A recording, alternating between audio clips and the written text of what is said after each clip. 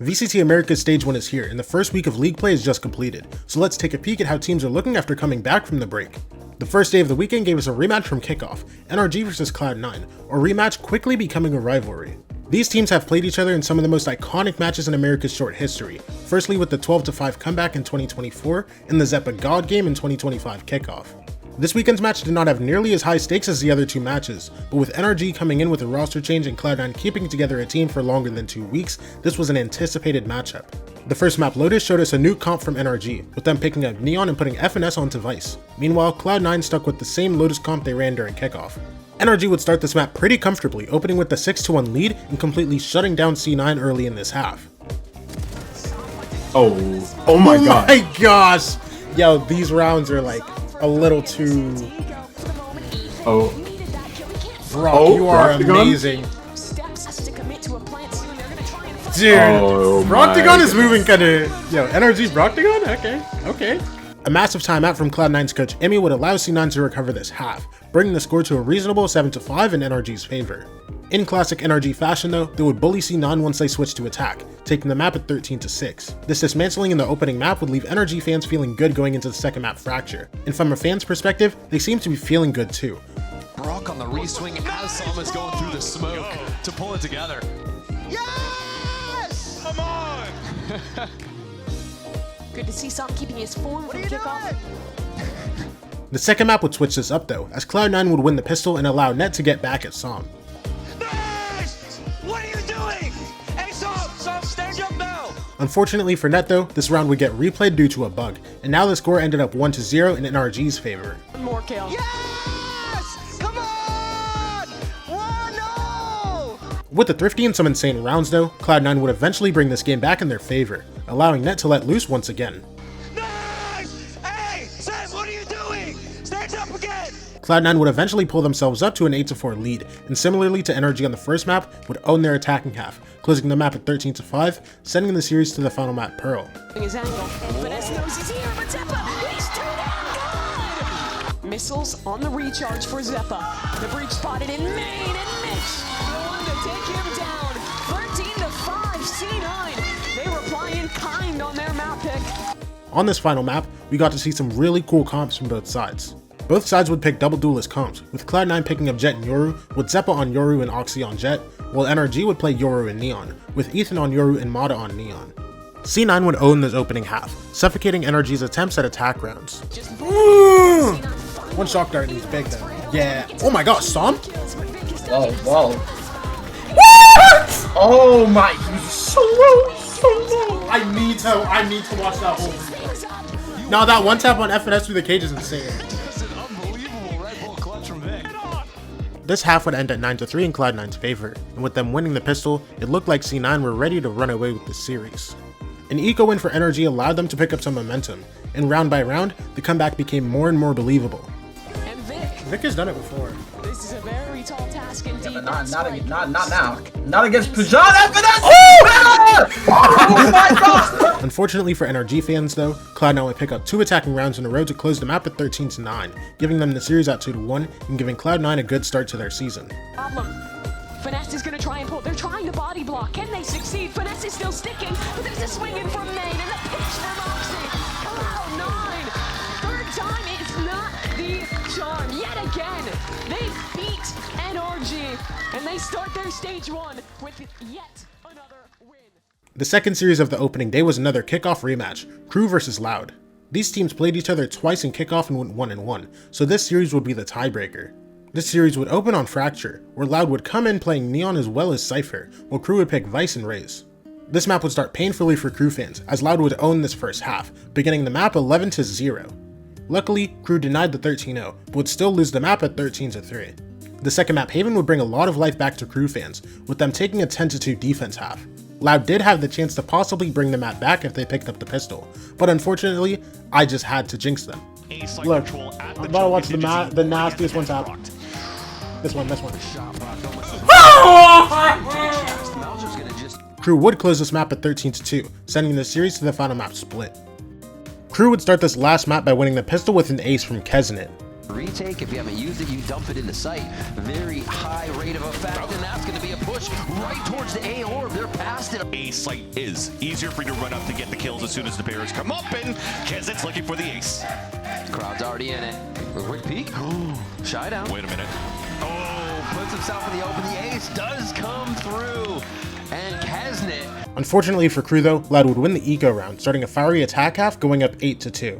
That screens area as Mazzino gets one down. Paranoia comes through. Pankata in a beautiful spot to trade 1, 2, and a third one as he looks to the high ground. Shy falls in an 8th round into the hands of Loud. Crew would pull together the last 2 rounds of the half though, making this comeback doable.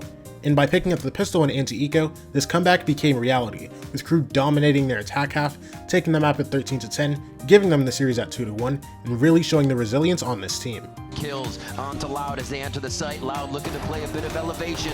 Digi now in the eyes with the Guardian, trying to finalize a few kills as Vinny does get one of those onto Mazzino. But Crew is trading back even harder, leaving Tui's by himself, and Kesnit with the 3K means it's 3 maps for Loud versus Crew, but Crew comes out with the victory. The second day of the weekend gave us our first look at G2 since coming back from Bangkok, and of course, who could their opponents be other than the mighty, the legendary, the World Slayers, FURIA. If we're being serious, FURIA came into this series being despised by the majority of America's fans, because everybody just wanted to watch the next match. But instead we have to sit through the runner-ups of Masters Bangkok play against historically one of the worst teams in VCT. FURIA were coming in with a roster change, as MW0 had serious health problems, leading FURIA to pick up 2 Gs pricey ahead of Stage 2. But still, this change did not seem like enough to allow FURIA to bring this series remotely close. This match would start on Lotus, where G2 would of course pick the same comp we saw from them in Bangkok, as with this comp they had 100% win rate and 70% defense win rate. Meanwhile, FURIA would come in with a new comp, something similar to what we saw from 100 Thieves during kickoff with Clove, Omen, and Neon. This game would start off shockingly, as FURIA would pull away with the first 8 rounds of the map. Not only that, but they were doing it against G2's defense half, which was statistically their better half. G2 would slightly recover, bringing the half to 3-9, and closing it out with an ace from Valen. Despite these few rounds they put together and the momentum from the ace, this comeback was still unlikely. Under normal circumstances, that is, but this is G2. Still yet to do. It's 1v2. He doesn't know what he plays at all. Joey wants to take that point, take that contact, and a pistol round win. Time ticking.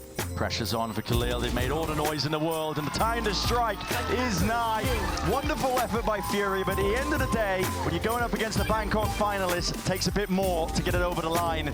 The second map, Ascent, would be the first time we'd seen Ascent since Champs 2024, and with how much the meta has changed, of course we would not see the old standard comp. FURIA would run pretty close to the basic comp, with Yoru, Vice, Sova, KO, and Omen, while G2 would run Waylay, Vice, Seho, KO, and Omen, giving us our first Waylay in VCT Americas.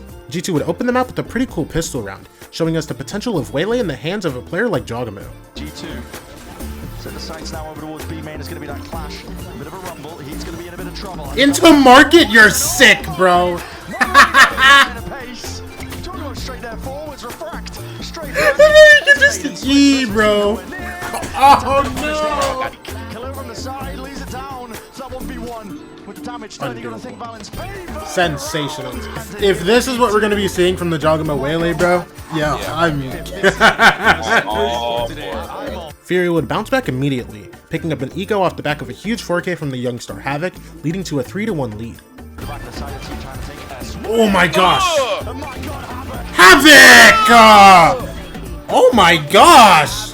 G2 would recover the half though, closing out with one of the wildest rounds in VCT Americas. Oh nah, bro, I'm crashing Havoc, bro! Dude!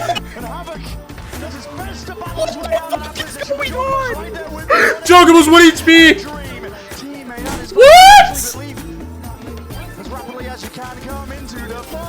There's no way Leaf wins this. Oh my god. Oh my fucking god.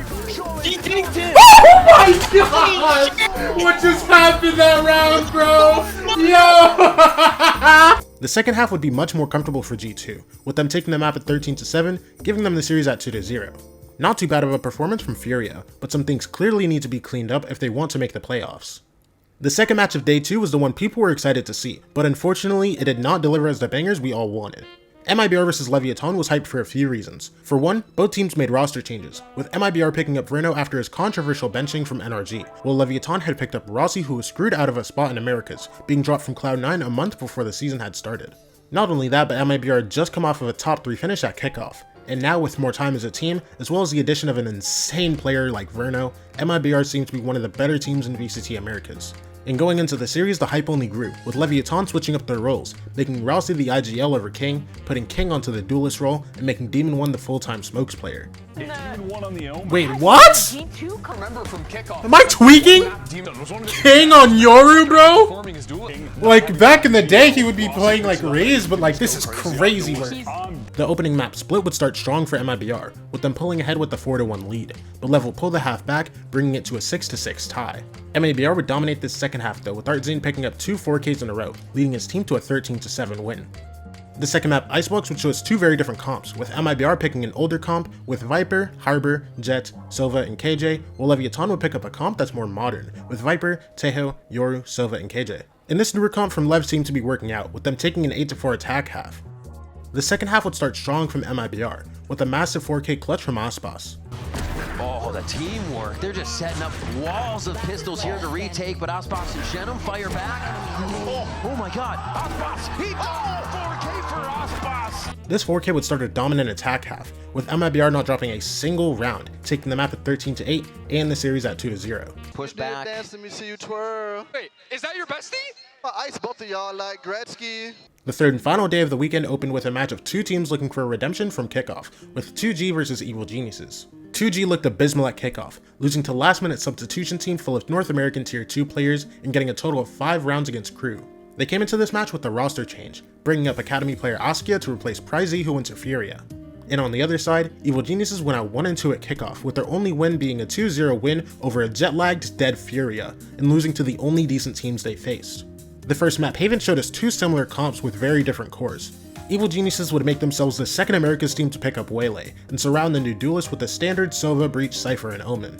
2G on the other hand would pick the Fnatic 2024 comp, with ISO, Yoru, Sova, Omen, and Cypher. This map would start with 2G's IGL Zap clutching out a 1v1 against Icy, and finally showing the energy we saw from him during their Ascension run last year.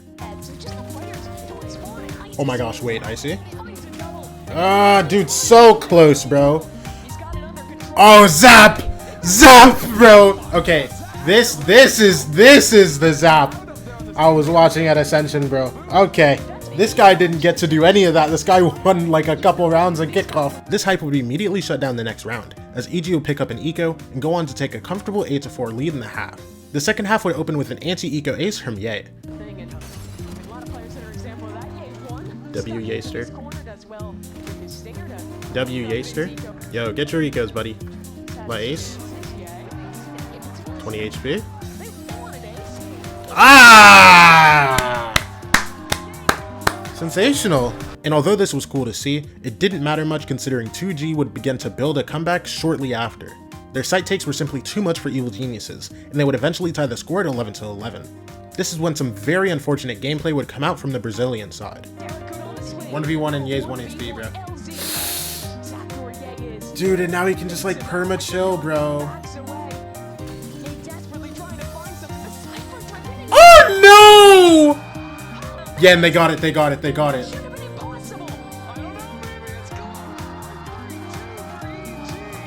No! That's the way you lose? Cause you can't shoot the Cypher trip? This unfortunate 1v1 would lead to EG taking the map at 13-11, ripping 2G's chance of getting their first Americas map win straight out of their hands. The second map, Lotus, showed us 2 more interesting comps, with 2G copying T1's Lotus comp from Masters Bangkok, while EG would pick something that's close to a normal comp, but will end up running Tejo instead of a Sentinel like Cypher or Vice, and put Ye onto Clove. This comp seemed to work out for Evil Geniuses, with them putting up an early 5-0 lead, but 2G would recover the half, making the score 7-5 in Evil Geniuses' favor. Despite a bit of struggle, EG would eventually be able to close the map at 13-8, giving them the series at 2-0. Despite the loss, this is a much better 2G compared to what we saw in kickoff, and I'm very excited to see more of them on stage, especially with what we were seeing from Zap. A wide angle, a first shot connecting. Zap! He gets them both.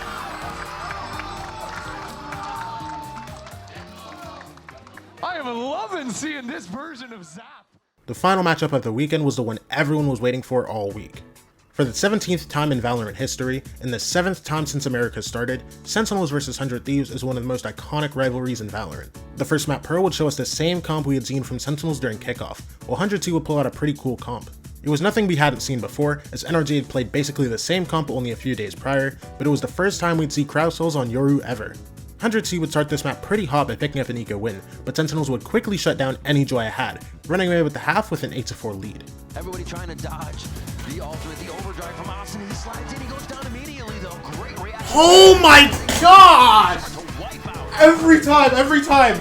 This is like the third time this happens. Oh my god. And in the second half, Sen would clean house, taking the map at 13-5. The second map, Haven, showed us the same ISO Yoru comp Sentinels played during kickoff, and a similar comp from 100 Thieves, but instead of ISO Yoru, they picked up ISO and Neon. 100's aggressive starts at the beginning of the map allowed them to quickly pick up a 4-0 lead, but Sentinels would bring the half back to tie the map at 6-6. In the second half though, 100 would keep up the aggression. Oh, I lost and I love you, bro. They've been there every time. He goes all the way through? Expect this push. I don't like this spot. Oh, never mind. My bad. Now they're just going to play the numbers. This is nice. If there was some pressure coming back here, Asuna... Are you sick? And despite a small burst of rounds from Sentinels, 100 Thieves were able to take the map at 13-9, sending the series to the final match split. Yo, bro, do I really have to do this last part? I can just not read it, you know, end the video here. You know what I'm saying? Bro, shut up, bro. Read the script, bro. Damn. Alright, dog. On this last map, both teams played the same comps they played in kickoff, and with 100 Thieves looking like they had cleaned up a bit since the first map, we might see a better game than what we saw in kickoff. One round. 100 Thieves got one round. 13-1 Sentinels, 2-1 series. Sen start the season 1-0. That's it for VCT Americas Stage 1 Week 1, and this is what the groups look like at the end of the week. As you might be able to tell, I streamed all of these matches live on my Twitch channel, so if you're interested in seeing more of me, come stop by. I also make daily recaps of these matches on TikTok, Instagram Reels, and YouTube Shorts, so if you're interested in just super quick recaps, go follow me on TikTok, Instagram, or just subscribe right here. Also, sorry about this video being a little later than usual. I wasn't feeling good, so I had to just get some rest the night of the matches. In the future though, all recap videos should be out the morning after matches finish for the week. Anyways, that's it from me.